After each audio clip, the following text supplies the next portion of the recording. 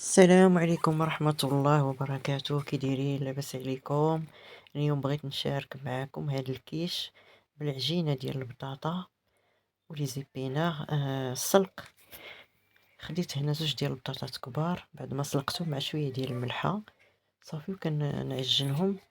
كنزيد عليهم نص معلقة ديال اليازير ونص معلقة ديال الابزار صافي، وكنخليهم صافي. من بعد ما عجنتهم باغا نخليهم يبردوا باش كتجمع لينا داك العجينة ديال البطاطا، ما كتجيناش مفرته صافي. دابا هنا خديت السلق ديالي من بعد ما شحرته في المقله مع شويه ديال الزيت وشويه ديال الملحه وشويه ديال الابزار. الملحه شويه اللي درت حيت كنعرفو تيكون مالح. دابا غنزيد عليه معلقه ديال الجبن، هاد الفرماج هذا صافي، وغنحاول نحلو في داك لي زيبينا. غنزيد عليه البيض. هانتوما انا زدت واحد البيضه، الا كانت كبيره غتزيدوا غير وحده، الا كانت صغيره تزيدوا جوج ديال البيضات. نتوما على حساب، الا كانت عندكم البطاطا بزاف تقدروا تزيدوا تضاعفوا البيض وتزيدوا السلق صافي. انا خديت هذا المول هذا الفردي، غادي ندهنو بشويه ديال الزيت. هو ما كيلصقش، ولكن بغيت غير ندهنو باش تجينا ديك البطاطا محمره من التحت صافي. غنبقى دابا تنكملهم كاملين في الدهين، وعاد غادي نشكل كويرات من ديك البطاطا. كندهن يديا بالزيت باش ما كتلصقش لينا صافي. غنكون منها كويرات. وصدقوني هاد الوصفه هادي راه كتجي زوينه بزاف. تقدروا ديروا نتوما الطون الا بغيتو ديروا الطون، المهم اللي بغيتو. انا درت غير هاد السلق والفرماج وجاو زوينين بزاف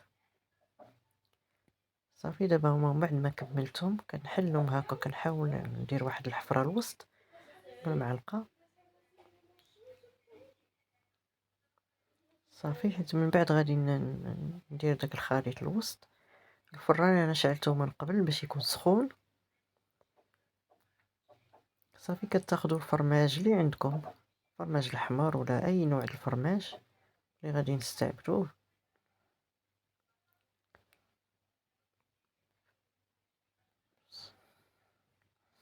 صافي. من بعد ما كملتهم هانتوما دابا غنزيد الفرماج، شويه ديال الفرماج صافي. عاد غنزيد داك الخليط ديال السلق والفرماج صافي. ومن بعد غادي نزينهم بالزيتون خضر والكحل مقطع. تزيين اختياري، نتوما اللي بغيتو ديروا في التزيين ديروه صافي. كما قلت لكم الفران راه سخون، كنقص عليهم العافيه وكنخليهم حتى كيطيبوا مزيان صافي. دابا غندخلهم للفران وغنطلقوا من بعد. وها هما كيجيو على هذا الشكل هذا، نتوما كيجيو بنان. وما تحيدوهمش من الليمون ديالهم حتى كيبردوا مزيان، حتى كتشد ديك البطاطا في راسها وتبرد عاد تحيدوهم. ها نتوما كيجيو على هذا الشكل هذا، وكنتمنىكم تجربوهم. وإلا عجبوكم بارطاجيو وديروا لي لايك. والسلام عليكم ورحمة الله وبركاته.